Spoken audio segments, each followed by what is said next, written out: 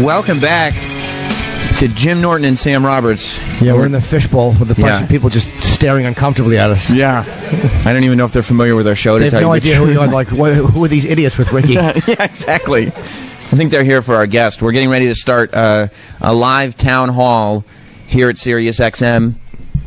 I'm Sam Roberts, and that's Jim Norton. Yeah, it's the first one. You're very well dressed, sir. Thank you for coming. I don't think he's well dressed for us. I think he's probably going to work after this. He probably is. Yeah. After, but he looks great. Yeah. And here's Spencer. Here's our guest coming Ricky. in. This is Ricky Gervais. Hello, Ricky. Everybody. Welcome. Hello. How are you? Good. Good. Well, Let's see for my giant... sit down. You want me to hold your coffee while you... I've actually got Trump hands. That isn't a big cup. It's a small... Tiny cup. He said he's got Trump hands. Trump hands, so the cup looks much bigger. You want to put it down here? Ricky is sitting down here What can go wrong? Yeah. at our town hall, Right. putting his beverage on our This electronics. is more intense than I thought. Yeah, This it's a is, high-up right? chair. I know, it's like psychological, no barriers or anything. It's just everyone... Oh, look at my sweatpants. Ah, you look good. Who cares? We're filming it. I know, yeah. You and Jim, I think, have... Do I need this? You don't need it. No. Why don't do you think need so. it? You got beds and It things. makes me look like I belong here. You and Jim have matching athletic shoes, I think. Ricky is really shaming into taking my headphones off. He is? Yeah. Now I'm so self-conscious. You and Jim both have your Asics on. Like a newsreader. I don't want people seeing my legs. Oh, wow. We have similar sneakers. We really do. Aren't they awesome? But look at Jim's little white ankle socks. This is good for radio, isn't it? Brilliant. Fashion on the radio. They look wonderful. They do. They're great shoes. Well, welcome, Ricky. Hello. And Thank you for congratulations on the film. Being alive. On this being long. alive, yeah. Not dying. And being in thank America. you. Yes, yeah, Yeah. being in America. I've just landed yesterday. Yeah. How From was where? London. And what did you do when you were there? Were you just working or were you just kind of hanging out? What, in London? Yeah. I live there more than here. I Okay. live in Hampstead, leafy Hampstead. Are you doing stand-up when you're there? Yeah. That's what I've been doing the last few months there, doing warm-ups. You are? I've done about 50, and the tour starts. It's like already a plug. Yeah. The tour starts in February. I'll do UK and keep going back and forth, between gigs and that. I want to do New York in May probably, and then other parts of America. You haven't toured like because there are other parts of America. Yes. I've heard. I don't know. I stick to here. New Yorkers don't think there is though. It's like it's No. New York and LA, and the rest is just a bunch of shit that we're not familiar with. Right, exactly. Right. That's why nobody here understands how Trump won. Yeah. They're like, but we all, none of us voted for him. How Well, he didn't really. yeah. Where do you work? Divide the audience straight away. You just figured out immediately. Oh, I knew. No, because I went through Brexit. So I go out on stage and I go, oh, Brexit. And other people go, oh, I go, oh, yeah, people have got different opinions now. Oh, yeah. It's a good litmus test, though. Yeah. It was an inoculation for me because I lived through Brexit. And then when this happened, I thought, yeah, no, it was on its way. Isn't it weird how mad people get at you for an opinion? Like, if you try to be funny with an opinion and that it's not their opinion, they get so angry at you for having the opinion. Well, I think that was part of why this happened. I think people felt sick of being told what they can do and think, and it just divided into two camps, which isn't. There's 1,000 camps, Right. But they divided it into two, for or against, liberal elite or fascist, and it's like it's not that.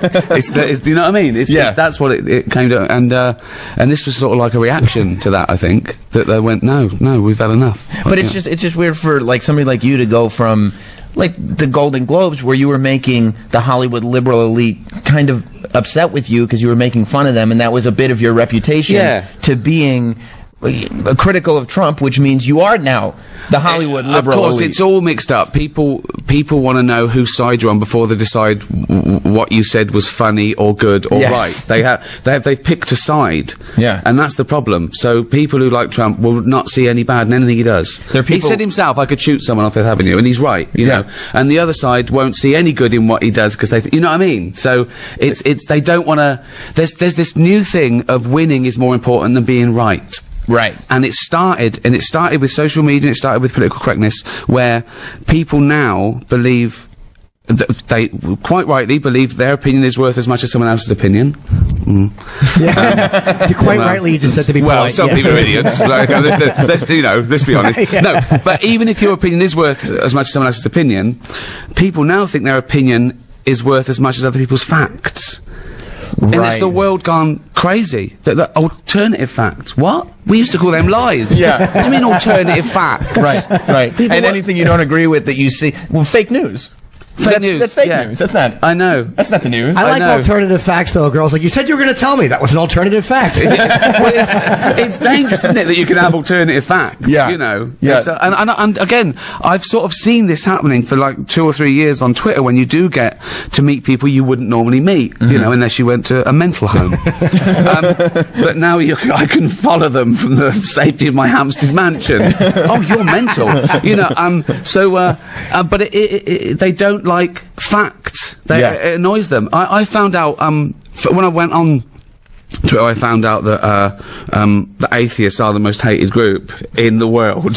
Right? You know, they're the people think atheists. There was just a poll, for believing nothing. just for not believing. Yeah, they were voted least trustworthy group in America, joint bottom with rapists.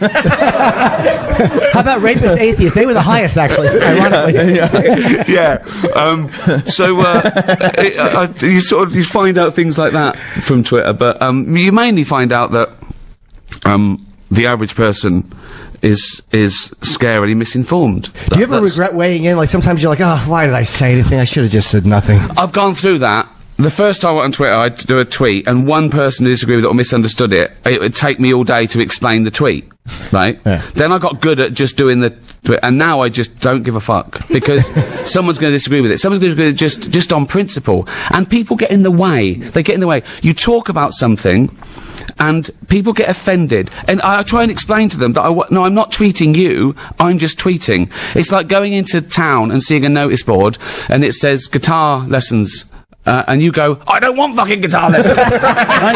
Well, do you know what I mean? Yes. And they just get in the way. It doesn't matter what you do, someone gets in the way. Like, I go, a terrible thing, I'll ban bullfighting. Someone goes, what about the kids in Syria? Yeah, but I only had what? Yes, it's not an option. Who is this person going? I would save the ball, but I just saved a kid in Syria.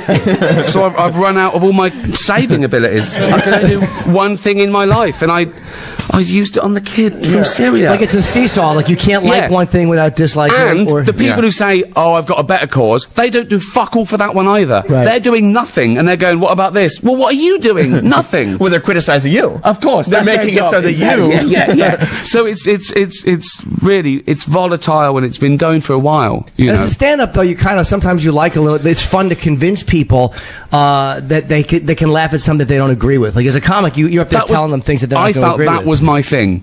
All my life, I felt that was my thing. Making people laugh at things they didn't think they could. You know, taking a taboo subject and taking them by the hand through a scary forest and coming out the other way. Because often offence came from people mistaking the target of a joke with the subject of a joke. And I like to deal in those taboo subjects because no harm can come from discussing contentious issues. You can do a joke about race without it being racist. And the more emotive the subject is, the harder it is for people to get over their thing. And I think that's been going a long, long time. But now, because of all this, whatever this is, I do find myself being, like, my shtick used to be being the boorish guy who said the wrong thing arrogantly, stupidly, you know, and coming down on the wrong side for comic effect, and trusting that everyone in the audience got the irony. But now I don't know if they do. Now I think half of them won't get the irony or not care for it because... Do you see what I'm saying? Yes. And I don't want to be I don't want to get the wrong round of applause. So it's put me in a... You don't want to say something ironically and all of a sudden they're like, good point. Well, yeah, exactly. No, exactly. Yeah. No. Well, no, not the... Don't you clap the ones with swastikas. No.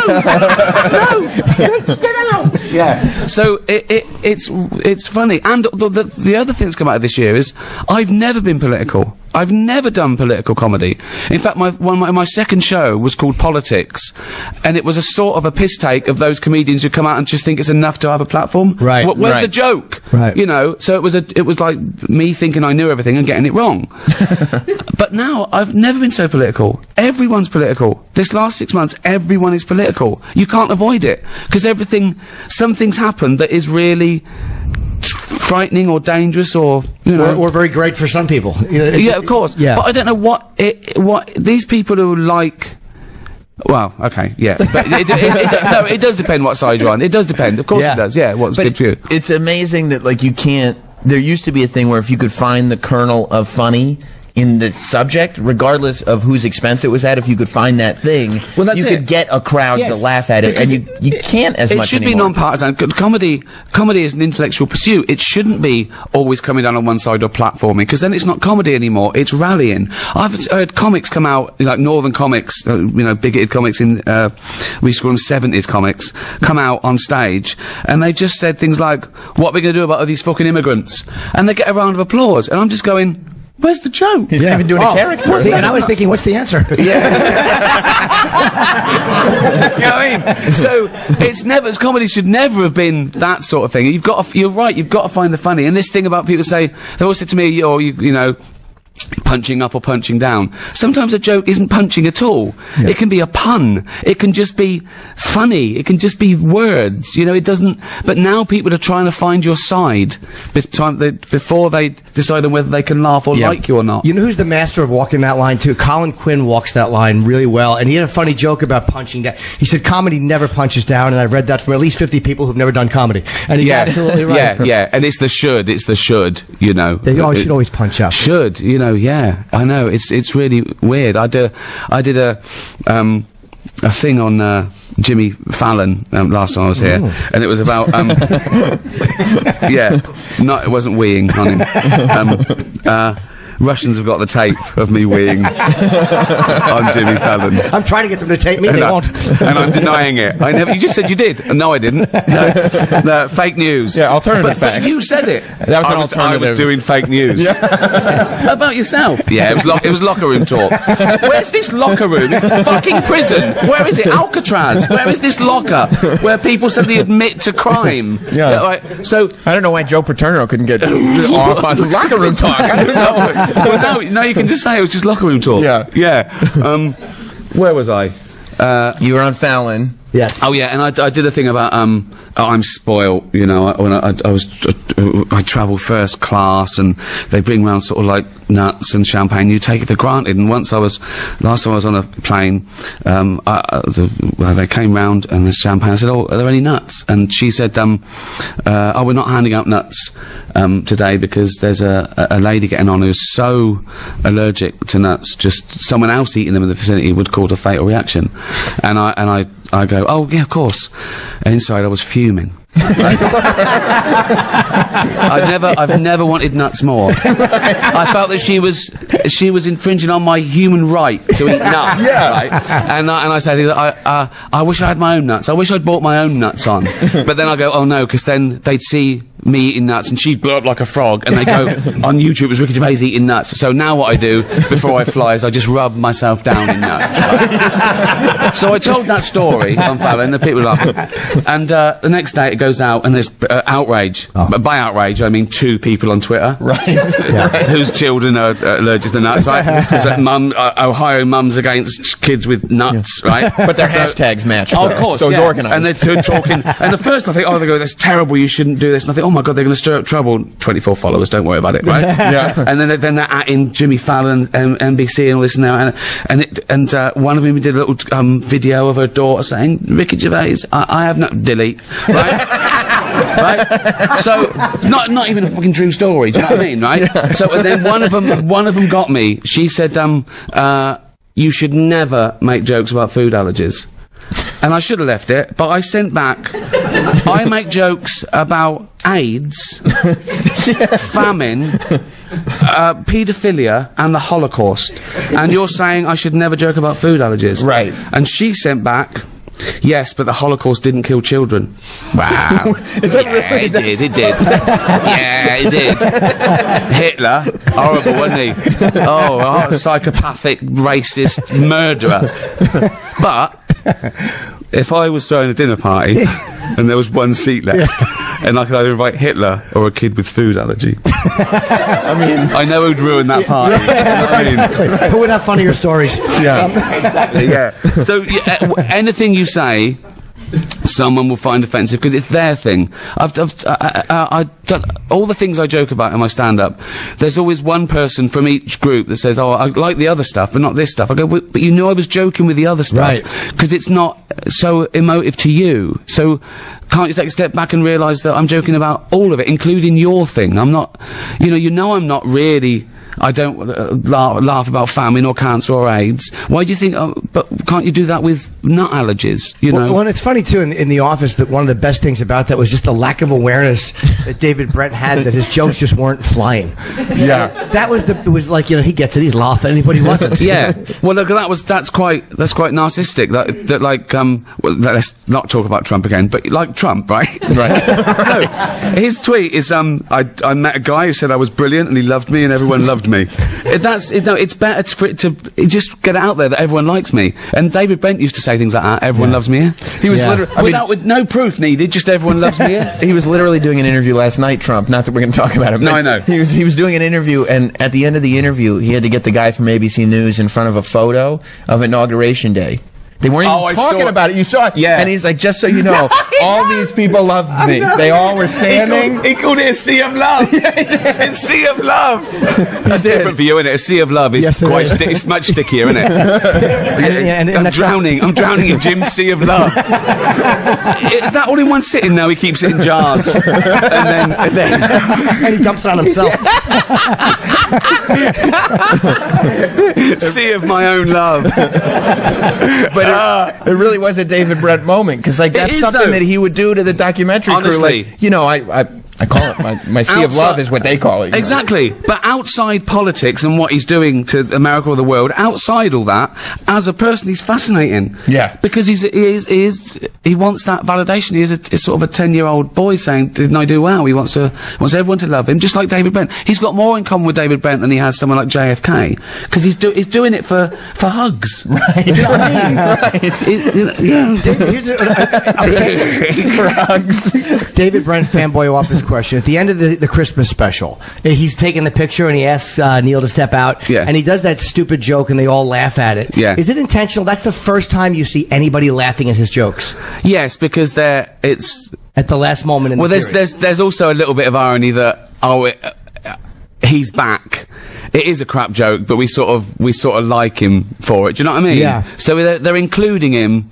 I know people that they want to be accepted in the group, and they take on a role. They take on the role of idiot to be accepted in the group. They take on the role of whipping boy. Right. You know, they take on the role of anything. How many times a kid in school, there was a kid who was in the gang because he'd eat vomit for peanuts. Do you know what I mean? You want to go, why are you doing that? And now society's like that. Now people do anything. People live their life like an open wound to be famous. In the last 15 years, I thought The Office was the peak of it. Was the peak of sort of normal people being narcissistic and wanting to be famous. It wasn't. Now we look back on those as sort of quainter times. And so in the movie, David Brent is sort of outranked by the new narcissist, by these people who get on The Apprentice by saying, "I would destroy anyone who stands in my way." There's a new alpha male, there's a new cruelty, there's a new... Do you know what I mean? Well, the idea of celebrity is different too. It's like, because celebrities are less impressive because people get on YouTube and they do funny shit or they do crazy shit. You know, like, what makes you interesting? Well, what are you doing? Well, and they know that. And there's this unwritten sort of contract where people... Even documentary is more demanding and intrusive now, you know. We wouldn't have heard about David Brent's breakdown in The Office. It was a politer time. But now documentaries say, well, you better show us your lowest ebb or you won't get on. You know, soon we'll have shows like Celebrity Enema. You know what I mean? But it's sad because they're just looking for something else. They're just looking for acceptance. Do you know what I mean? I do. And the movie, by the way, the movie is hilarious. Thank you. Life on the Road, which is, what is it? It comes out February 10th on Netflix. February 10th. It's really funny. Unlike we've been now. We've just been angry at the moment. No, it is very funny. It sounds like it's sort of social commentary. No, it's funny. But it is funny. It's just a man going through a bit of a breakdown, really. Yeah. Which is always hilarious. Yeah, it's great. It's great. What I thought was brilliant about Life on the Road was that most people, because you could take the David Brent character and just kind of redo what you did on The Office, right? Just put him back in the documentary setting, and that just is what it is. But there's this acknowledgement of the fact that the original Office documentary was terrible for him. Yeah. And an explanation as to why he would invite a documentary crew back. Well, exactly, because he's needy. He's very needy, and he thinks it's his last chance, and he wants to be famous, and he wants to be a rock star, and some of the parts of it are commendable. That he is spending his hard-earned cash. He's a sales rep in Slough selling tampons, and he gets a band together of mercenary session musicians. He's hemorrhaging money just for this dream because he's been sold the lie, like we all have for the last 15 years. That just. If you beg to be famous, someone will go, all right then, all these talent shows, and I felt like there was also so much more, like, people hated David Brent. In this movie, the people that are around him do not, like, the people in his office don't like him anymore. Like, there's not even that charming, like,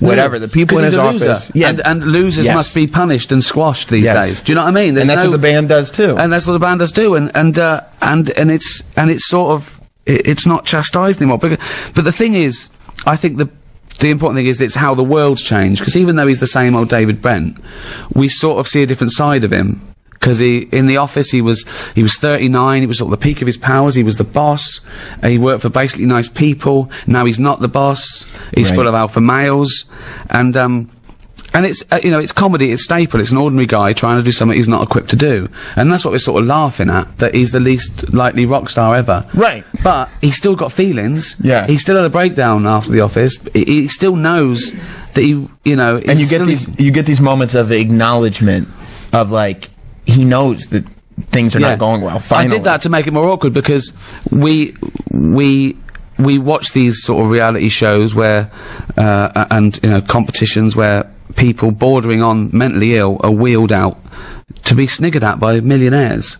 And we're culpable. It's entertaining. Yeah. It is really. But it is like the Victorian Freak Show. It's just packaged differently now. And so it is about that. It is about fame, probably more explicitly than The Office. But it is about a man who needs he needs a hug. And he's not that bad. He's not that bad a person, How was it touring musically as David Brent? That seemed like he's just living out a rock star. It's amazing. Even though I'm very I'm a bad mic technique. I state that it's not me, it's David Brent's, this is not me trying to live vicariously through David Brent, but there's nothing more fun than playing to 5,000 people who are singing along to your stupid lyrics. It's crazy. It's like a Queen concert. They're in on the joke, they come along and they know it's a bloke who stepped out the telly for an hour. Right. But it's actually happening. You know what I mean? It is I am there. It's like, I suppose I feel like, I don't know. It's like theatre. There's still a fourth wall, because Brent can't acknowledge that all those people are loving it, so he still has to be a bit of a loser and a bit of a putz. But inside, it's hilarious. It's amazing, yeah. It's such a... I can see why people get addicted to being, a rock star. Because it's crazy. Was there any of that, like, before you were doing comedy and TV, you were doing music? So is there any of that, at least on a relatable note, that you're like, I at one point wanted to be a pop star? I did want to be a pop star, and that was my mistake. I was 20 and I should have been wanting to be a musician. Right. And when I came to being a comedian, I learnt from that I was a writer-director. I didn't just want to pop up on stuff. I didn't just want to be famous or just, I wanted to create. That's sort of buzz for me. But no, it's not, I know it's not real. The day I release my own album called Ricky Gervais Sings the Blues, that's when you should shoot me. That's when a comedian does that, it's all over, and you can't go back after that, if you're trying to be sort of cool and sexy, and it's just... Is there anything worse than a comedian who thinks he's fucking sexy? It's horrible. Fuck it now. Do you know what I mean? Yeah. It's just, we shouldn't be cool. We mustn't be cool. No. And so, I know it's not me, but it is still great fun. And I use it as another tool, because I can play, and I can write, and I can sing, so that's all real. It's funny, because when I did Ghost Town, people didn't say, oh, you want to be a dentist, really? Do you know what I mean? Right. It's just because it's cool to be a rock star, they assume. But no, you write about what you know. I worked in an office for 10 years and wrote about it. I was a failed rock star, so those all experiences go into writing. Do you know what I mean? Absolutely. All your experiences, good or bad. In fact, bad ones probably slightly more useful. Well, the best part of the songs too is they're good enough to be songs, and yet there's always that little thing where you're like, ugh. There's that one little thing. Exactly. It's not a parody of a bad song. It's not. The joke isn't that he can't sing or he goes wrong or the band are rubbish. If they're not comedy songs like Monty Python or something, or even Flight of the Conchords, it's the backstory that's funny. You know, something like Free Love Freeway, cracking tune, could be a Bruce tune, you know, but when you realise it's, you know, all the cliches in the world, crossing America, picking up chicks, and you remember this is being sung by a 55-year-old tampon rep from Slough, who's never been to America, that's when it's suddenly funny. I think listening to the album, if you don't know it's a joke, you'd go like, that's pretty good, and then you hear a funny lyric about, what? Yeah. Basically a head on a pillow. What's that mean? You know? So there'd be little clues that and he's accidentally offensive. You know, he thinks he's, you know, really changing the emotional home run. He actually thinks he's doing good. He thinks he's the first person to step up and say, this is enough about the plight of the Native American. And then he accidentally brings up scalping because he saw it in a Western once. You know, he gets his facts off Wikipedia for the song. But yeah, no, you know, the music's real. It's all actually happening. I listened to Gypsy. I love that, Lady Gypsy. I love that. The video though is just it's so perfectly. Oh, cheers. The fact that you're wearing a watch in it. Like, I thought of that. I didn't know he'd leave that on. Yeah, and he's dressed like some cross between Robin Hood and Gladiator. After 18 summers, what? I know. Well, that is a slight sort of parody of folk. I love folk music, right? And so they could never say when I was 18 years old. When I had known only 18 summers. They've got to go round the houses, you know, and it's all about the forest and wandering and meeting a girl in the woods. When did that happen? when would that? Well, apart from you do. I know. But, for the music video. She didn't know you were there. And she didn't want to be there. Oh, come on, some of us got to walk home alone.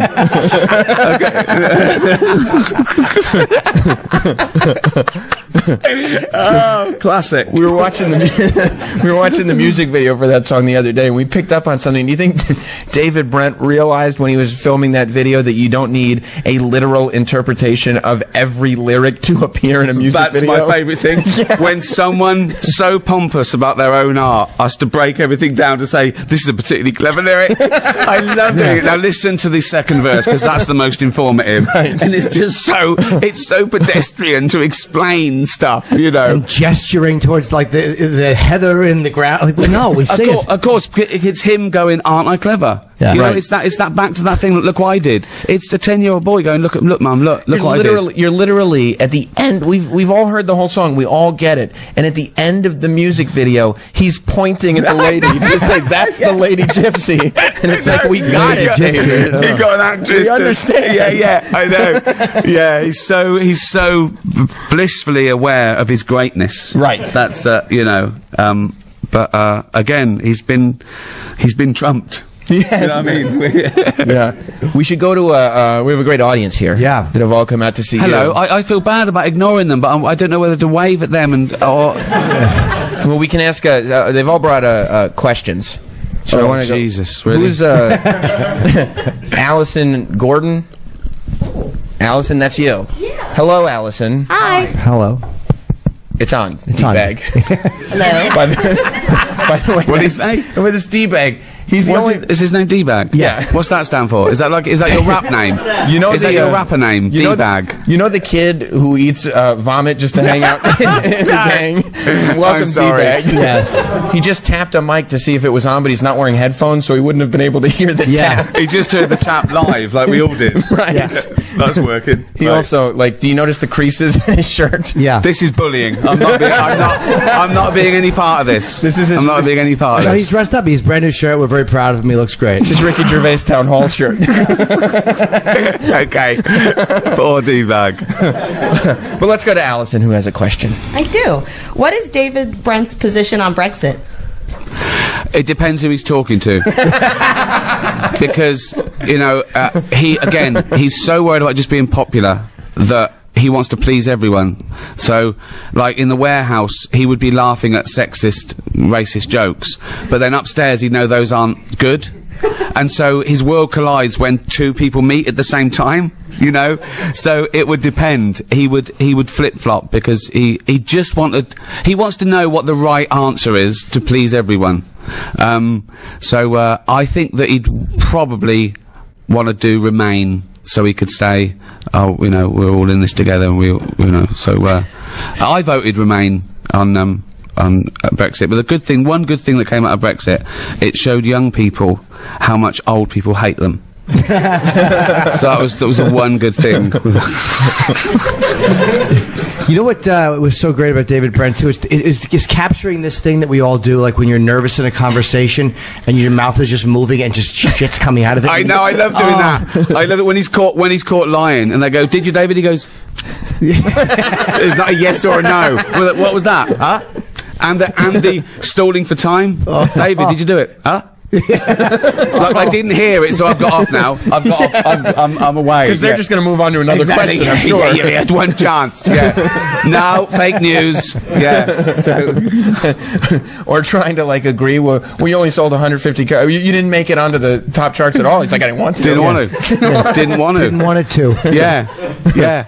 Well, who wouldn't want to make That's so now, isn't it, though? It really is. That's so now. Didn't want to. Yeah. Yeah, I know. Good. Yeah, no, it was just a social media thing. I didn't want to sell anything. It was just for awareness. I didn't want to do anything like that. Do you get surprised that there are celebrities like Mel Gibson just said that he's still upset with you about the Golden Globes? Like, an article came out maybe a week ago that he wanted to hit you when you made fun of him at the Golden Globes. Does it surprise you that people who have accomplished as much as these celebrities have a skin that's so thin? It surprised me the first time I ever did it. I just thought, why do they care so much? What a little fat bloke from Reading is saying to them, you know what I mean? Yeah. But you make a conscious decision as the first time I did it, do I pander to the 200 egos in the room or the 200 million people watching around the globe? No contest. Right. The people at home aren't winning awards. They're not millionaires, right? So what's in it for them? Well, it should be entertaining. So winning awards is not a spectator sport. I tried to make it one. And let's get it in context. They weren't a room full of wounded soldiers. Yeah. I was teasing them about their public behaviour. Yeah. I didn't, do you know what I mean? Yeah. It's not, it's not like what Mel Gibson did. He did this, and he's going, oh God, how did that get out? It was all, I was inviting him back into polite society 3 years in a row. Right. But you know what I mean? But, also, I didn't talk about the really bad shit. Right. Do you know what I mean? You asked about sugar tits. Sugar tits is the least of his concerns. Yeah, exactly. Yeah, sugar tits and yeah. And that's interesting though that you say you're bringing him back into polite society, because if we can see a moment where Mel Gibson is genuinely laughing at the sugar tits thing and kind of not even necessarily apologizing, but just saying like, I see the humor and regret that. Yeah, there would be this forgiveness that comes. Well, I think he probably thought, oh come on, it's been 10 years. I've got a film coming out, and as a journalist said to me, what do you think about Mel Gibson being nominated for an Oscar? I go, it's great. I said, I loved his direction. His direction wasn't the target of my jokes. I love Braveheart. I think he's a great director. Yeah. That wasn't the target of my jokes. But also, target's a strong word. What did I say? I teased him. Yeah. I teased him about saying something that when he was drunk. It's like, it was no big deal. And it had to be addressed. No one wants to be the butt of a joke. No one wants to be the butt of a joke, because I understand that, and it's. But yeah, I don't know. I don't think I said anything that bad. Again, I think it often came from people mistaking the target of the joke with the subject of a joke. For an example, I did a joke about Sex and the City. I said the Golden Globe for special effects should go to the guys who airbrushed the Sex and the City poster, right? And I just go, girls, we know how old you are. I saw one of you in an episode of Bonanza. And Kim Cattrall said that was ageist. And I said, no, it's the opposite. Why are you denying that you're 50? What's up with being 50? Do you know what I mean? Right. Why do you think you have to look like 20 for us to accept you? There's nothing wrong with being 50 and looking 50. But let's point it out. That was a smart answer. Yeah. You know what I mean, though? It's like, it was me saying, why is Hollywood making this paradigm of women? Why can't we accept that they're 50 and fun and, you know what I mean? Right. It's madness. So at heart, it's more of a joke about the fact that these women have to portray themselves that way, as opposed to, hey, look how old the women are. I can defend every single joke I did at the Golden Globes and see where, and I know why people are angry or why they took it personally. You know, but I justify every single thing. I don't go out there and try and ruin their day. I don't think comedy is your conscience taking a day off. I can justify every single joke, but it just gets boring. Why do I have to defend it? I want to start saying, so, do you think that joke was alright? I go, no, it was awful. It's terrible. It's terrible. It's put me in jail. Yeah. Now what? Yeah. You know, but I do want to explain it because there is a point to them. You know, I think there is often a point. Well, you shouldn't have to explain it to people in show business. Like, they understand what. I mean, they're all playing murderers or playing other people, and like, why is that okay? But if you make fun of them, they're like, we don't get it. Well, it's funny as well because journalists say, "Is there anything you won't make a joke about?" And I go, "No." Is there anything you wouldn't write about? No. It depends what you're saying. It depends what the joke is. You know, and I think people often can't see through that you know, that it's okay to joke about anything. It depends what the joke is. Have you bombed at all as a stand-up? Because I'm working on material that I'm going on every night, and I'm bombing half the time. The jokes are doing terribly. Do you have any of those cleansing, like, oh man, just fucking nothing? No, because I would have. But I was sort of already a bit famous when I first did it, so I was very careful. And I didn't play other people's places. I didn't go on, I didn't support, I didn't do a tour supporting, I didn't do clubs. The first gig that I did was people who'd paid to come and see me. Right. So I did that because I didn't grow up in that bear garden. I don't think I'd have survived, really. I wanted to listen to stuff. So my first few stand-up shows, The Office had already been out. Right. You know, and now I still do that. Even when I'm doing warm-up shows, you know, I do it as a work in progress. But they're all my fans who've come to see me and paid $15. You know what I mean? Yeah. So I sort of rule out that if I walked onto, you know, other people's shows trying out new material, I'd certainly bomb. People would still enjoy it, but it's fun to do. It's like you just sit there at the paper. Well, it depends what you mean by bombing as well. For me, bombing is you told a joke that literally no one laughed at. Oh yeah. If half the audience, you've been there. Oh boy. See that's hard. That's hard to do. That is hard to do. But I often divide an audience. You know, get the laugh and the gasp, or a joke that a couple of people are cracking up at, and other people are going like that. But that's all right. I cherish that as well, as long as it, you know, for me, people say, are you worried about, you know, Golden Globes bombing? I think, well, what's bombing? For me, it's not that some people loved it and some people hated it, or everyone hated it. It's that I tell the joke right. That's all that matters to me. I've worked the joke out. I know it works. It's like, I don't know, taking a penalty in soccer. If you score, it doesn't matter what they think of your run-up or the way you hit the ball. It doesn't matter. It's and I think that with stand-up, it's not really an art. It's sort of a science. It either works or it doesn't. And sometimes that is working for you, because I know when the gasps are going to come. That's working for me. If I want a gasp out of something, I'll take it. Do you know what I mean? Yeah. It's not always, you know, set up punchline laugh. I don't think that is all there is to it. I saw you perform at it was years ago at the theater at Madison Square Garden. Saying you bombed. It was terrible. It was awful. It was not funny. Oh yeah, I forgot that one. Yeah, that one. Yeah. I saw 10 minutes of your performance. And you even put it on DVD. The fucking arrogance. Silence. Imagine a DVD. Silence. Just silence. No. What a great special. Wouldn't that be great? Yes. Well, and I'm leaving. And you just take out the audience altogether. That would be fucking great to watch that. That would be art, wouldn't it? Yeah, Me sitting there and they're going, am I right? Nothing. Did you ever hear the day the laughter died? Andrew Dice Clay, when he was really, really going through the roof, he walked into Dangerfields for 3 nights and he recorded it.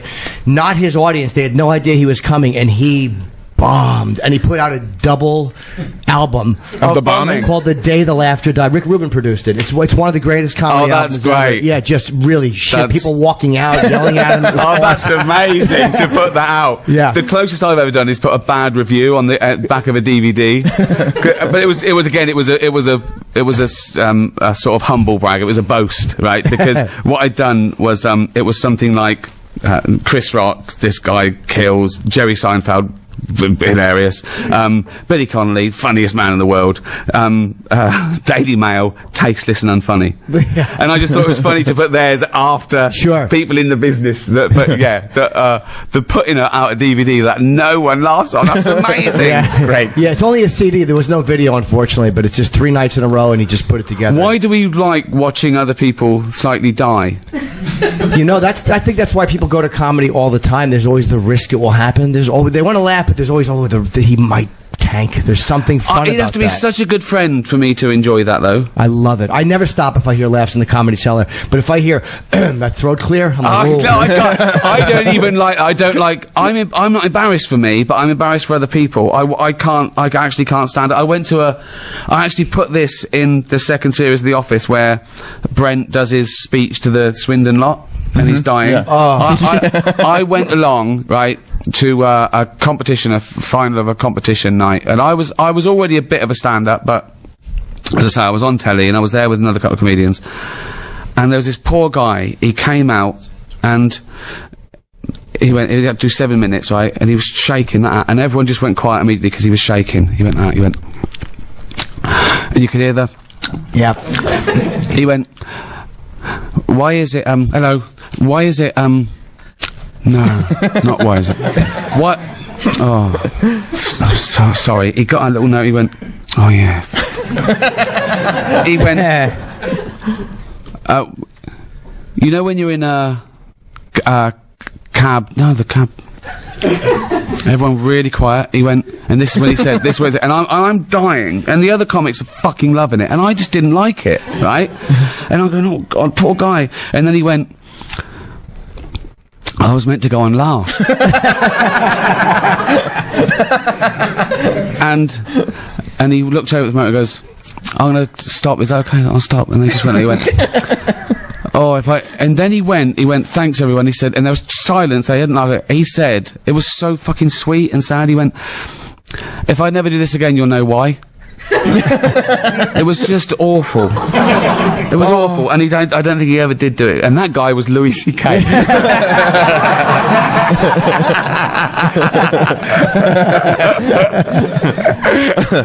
Oh, that's great. We should give another member of the audience an opportunity to ask a question. Mike Natter or Natter? Mike Natter. Yeah. I love this guy. Yeah, he's great, isn't he? Yeah. In the show Idiot Abroad, what was your favorite challenge you made Carl do, and have you done it yourself? Yes, I've done it myself many times. Well, not myself. It was when I persuaded Carl to have a rectal examination. It was just the funniest, because I was there as well, and usually I wasn't there. I was just watching the results.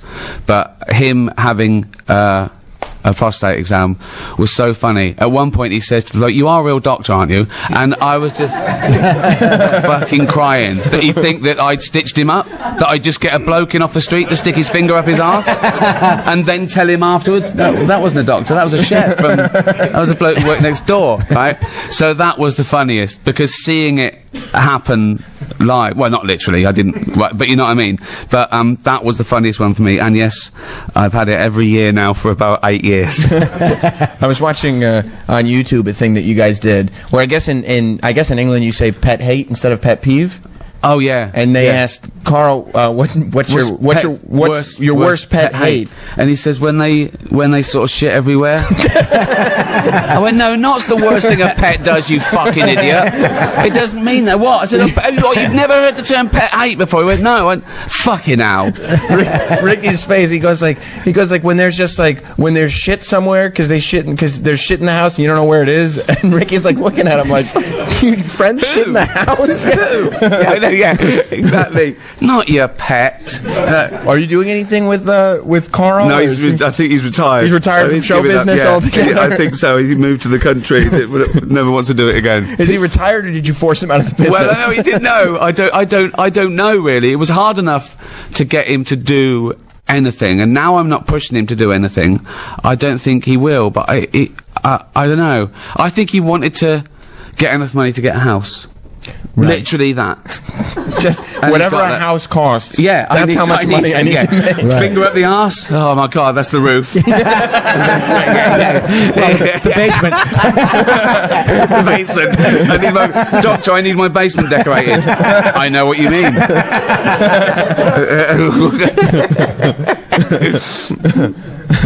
Yeah, that's always a bit awkward. Once I was. Right. Go ahead. No.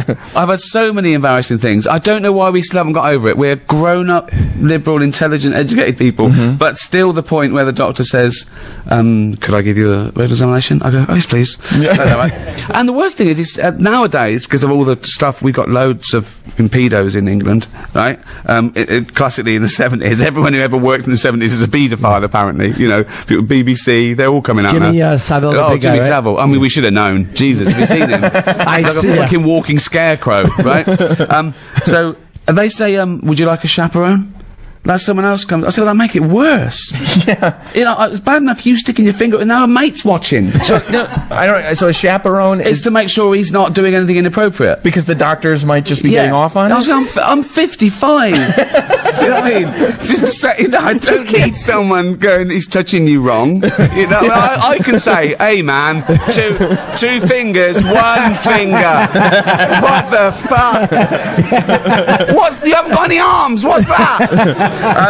No, but I was doing a rectal examination once, and it's awkward, and so they talk to make you sort of relax. And he said, big fan of Derek, by the way. So now he's talking about my big fan. I said, well, no, not now.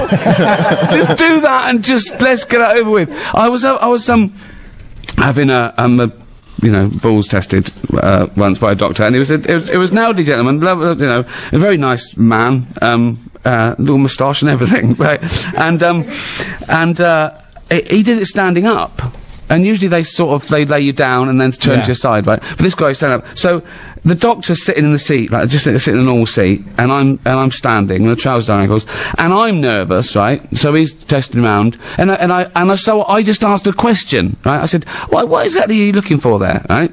But that slowed things up. So I'm there, I'm standing there, right? Balls out, trousers out, and this doctor goes, well, so now he's sort of leaning back, and I'm standing there, and I'm listening. He's going, well, we're looking around the epidermis with some of the lumps and also, and I'm thinking, I've just made this process twice as long. Yeah. Just shut up. As you're saying that, I'm making a mental note. Your chaperone's masturbating. Yeah, don't worry about him. Yeah. Jim just gets a job as a chaperone. I just like to watch. Someone want a chaperone? Yeah. Push back, Ricky. Push back. You would think that if at 55, as a man, you needed a chaperone to say, doctor, no. Well, what kind of man? I've just thought of it, actually, that it would work, but then he wouldn't give it the choice to me. Because I was thinking then that where people sue and say, oh, he touched me for money, that I could be the one that was lying. I could be saying, he touched me. So the doctor would want a chaperone there to say I didn't. I just did the normal. For a witness. Yeah. Yeah, that's trying to protect Would them. you like a witness? It's even scarier. Would you like a witness? No. Would you like an audience? Are you on Snapchat? Oh God! What are you doing? Doing it for YouTube? No, don't film it. So yeah, it's still awkward. It's still slightly awkward. I try and make a joke and make them laugh, but then it's like you're flirting. Just being charming. Oh, look at you with your magic finger. Sorry. I was a doctor. Oh, doctor.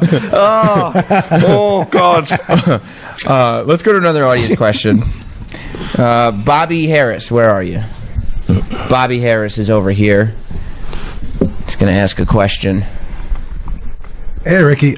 Is there any truth to the rumors that we'll get more Derek episodes, even though there's been a finale? Never say never.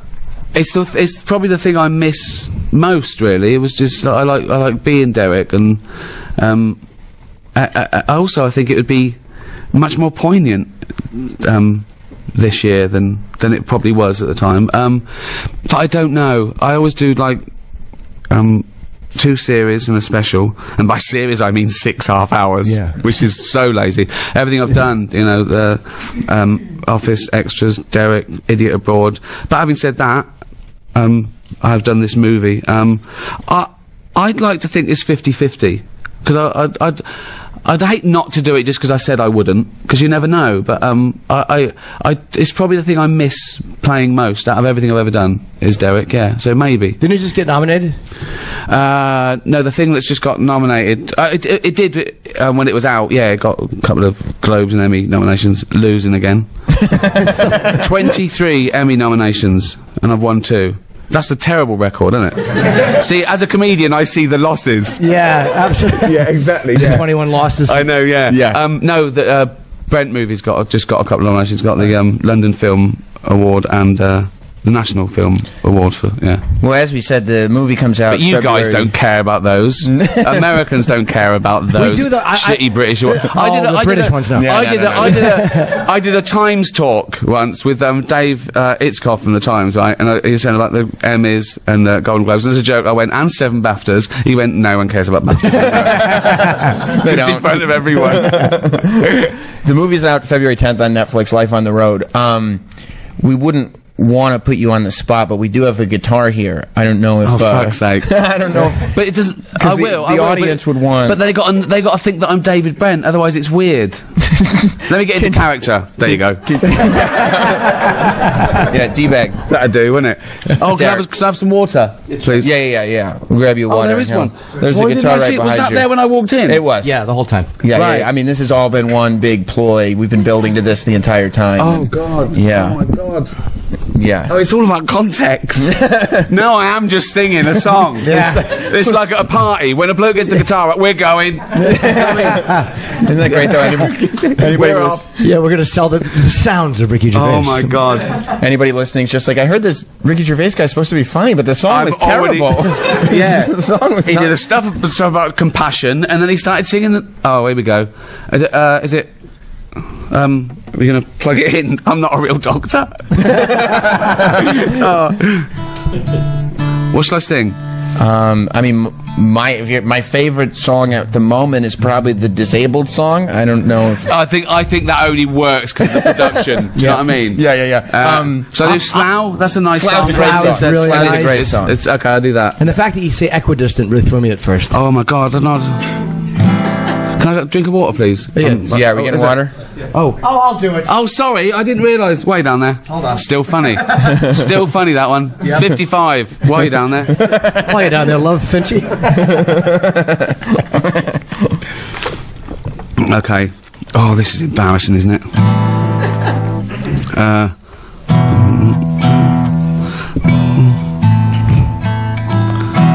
can't remember it. Okay. Have we started? We're starting. Yeah. Okay. Right now.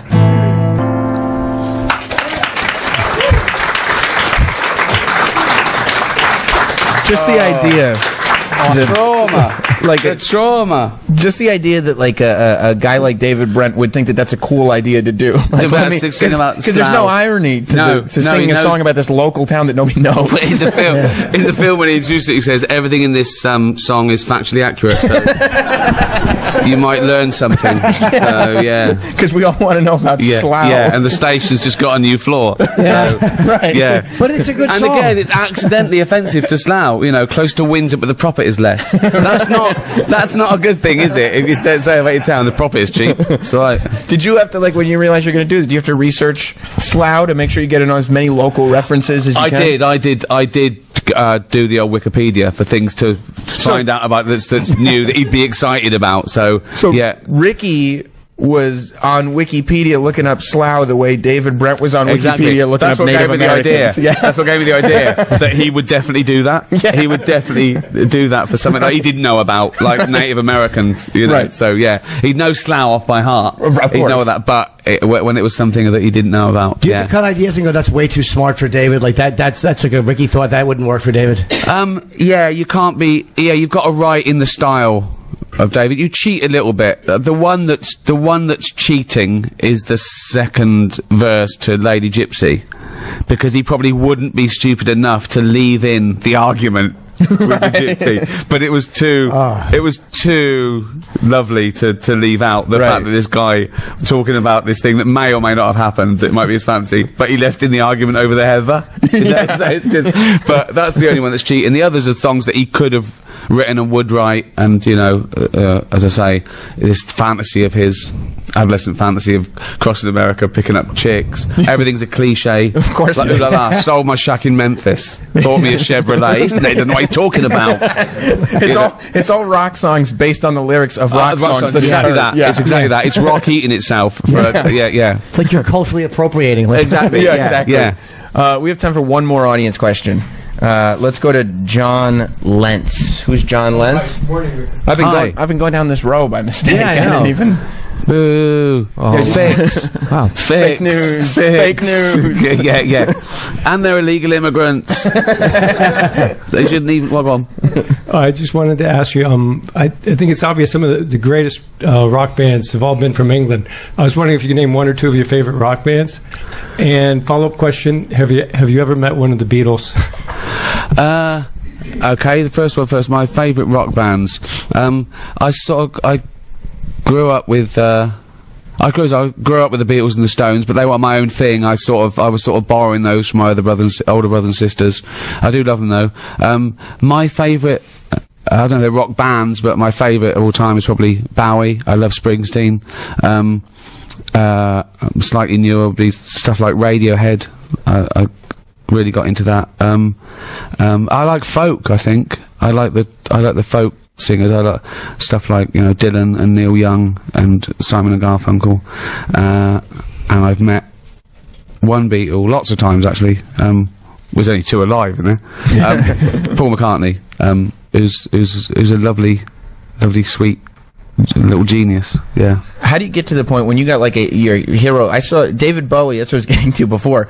He introduced you on stage. Yeah, at Madison Square Garden Theater. How do you, as that big of a fan, not get distracted and let it kind of take you off your focus to know that David Bowie is live, not tape, live on stage introducing? It was crazy how that happened. It was crazy. I know. How long have we got? Yeah, okay. A couple minutes. Yeah. It's funny because he'd been sort of my musical hero for 25 years, right? And then I met him. I was sort of newly famous. The Office had just gone out, and I got invited to one of those VIP things at the BBC, and there was Bowie playing to an audience, a few people like this, and I was one of them. I went with my girlfriend Jane. We went along, and the then Director General of the BBC, Greg Dyke, afterwards he bounced over to me and went, "You're a huge Bowie fan, aren't you?" I went, "Yeah, I love him." He went, "Come and meet him." I went, "Oh no!" Right? He went, "No, come and meet him." Went off. So it's me, Greg Dyke, and my girlfriend, and he shows Salman Rushdie joins us. Mental. Wow. We went down and knocked on Bowie's door, and he opened it. He was eating and said, "Oh, hello, Salman." Went that way. Wow. Oh, this is Ricky and Jane. Hello, how are you doing? You enjoy that? Oh, yeah, it was great. Right? He's just being polite. He didn't know who I was, right? It was funny because the next day I was in the pub with my mate, and my mate said, "What'd you do last night?" And I went, "Nothing." How would I say? I was Sam Rusty and Bowie. Why? What did you do? And so that was it. And it was like, oh my God, you know, it was great. And then suddenly, he definitely didn't know who I was. A week later, I get an email from David Bowie. He can do that. He was David Bowie, right? And it said subject, The Office. So someone had given him the box set. He said, I watched, I laughed, what do I do now? And that was it. And we sort of became pen pals. And then, you know, whenever I was in America, I remember it was his birthday was 8th of January, and on his, I think it was 57th birthday, I sent him an email, happy birthday. I thought, 57? Isn't it about time you got a proper job? Ricky Gervais, comedian, 42, right? He sent back, I've got a proper job. David Bowie, rock star. 57. No, rock god. That was it, rock god. And then I invited him. We came over and we went to see him in his place downtown, and it's so funny because I had to separate the two, really. That I knew him and he was a friend, and he was my biggest idol. And it was weird because first time when we met him in America, we went to his place, and the doorman went, "Oh, you're here to see Mr. Jones?" I thought, "Oh yeah, of course I am. Of course I am." Bowie doesn't exist, right? And he was so sweet and normal. It was just after his heart attack as well, and he was pretending to be. He made us a cup of coffee. He said, "Do you want coffee?" He went and made coffee right in the kitchen, and he came out sort of shaking, pretending to be doddery. He was just, you know, joking about his mortality and stuff. And there was this big statue. He had a big sort of pewter, Picasso-esque sort of statue. I said, "Oh, that's amazing." He went, "Yeah, the artist there, he was trying to do what Picasso did in 2D, representing 3D, in 3D. Anyway, my daughter likes to hit that with a hammer." he's so sweet, he's so funny. And then I invited him to do extras, which was great. Oh yeah, and I sent the lyrics to him, and I said, "You got the lyrics?" He went, yeah. I said, "Can you do something like Life on Mars?" You know, he went, "Oh yeah, I'll knock up a quick fucking Life on Mars for you." I mean, that's how insulting that was. His greatest opus. And it was the, you know, chubby little loser. And he said, "Do you want to do a thing for the High Line?" The Madison Square thing was the Highline Festival, and that was my first gig in New York. And he said, I went, "Really?"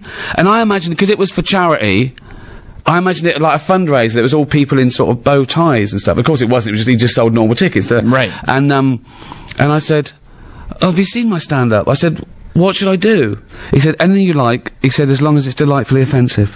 And that's sweet. And he came out as a surprise. The audience went fucking mental. Right. And he comes out and he's got a little harmonica and he went, "Ooh, chubby little loser." Yeah. It was great. It was amazing. Nuts. Yeah, incredible. Yeah. It was great to see. Well, let's all thank Ricky Gervais for being here.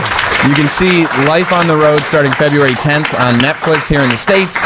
You can listen to Jim and myself every morning at 8 a.m. Eastern over on XM 103 Sirius 206. And yeah, thanks a lot, man. And Ricky, you got stand-up dates too. Yes. Are they on sale? They're not, and we don't know yet. But there'll be May in New York, and then I'll keep coming back. You know, I'll do New York, LA, Chicago, Vegas. You can do Vegas. Yeah, Vegas is fun. In a white jumpsuit. right. And then marry somebody. Yeah, my fat years. Yeah, exactly. Yeah. Ricky Gervais, everybody. Thank you so much.